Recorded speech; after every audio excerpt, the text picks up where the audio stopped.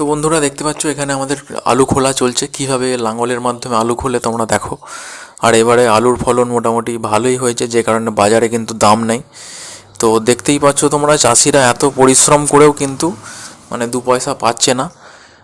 কি আর বলবো, এবারে মানে হুগলিতে আলু চাষের এমন অবস্থা হয়ে গেছে যে মানে 120 টাকা বস্তা আলু, 50 কেজি আলুর দাম 120 টাকা। মানে এ করে চাষি কী করে যে তার সংসার চালাবে, কী করে তার ধার দেনা মিটিয়ে তার দিন চালাবে, সেটাই বড় মানে দুষ্কর ব্যাপার হয়ে গেছে। এক বস্তা আলু বিক্রি করলে একটা মানে লেবারের যে রোজ, সেইটা পর্যন্ত হয়ে উঠবে না। তো চাষি চাষ কী করবে?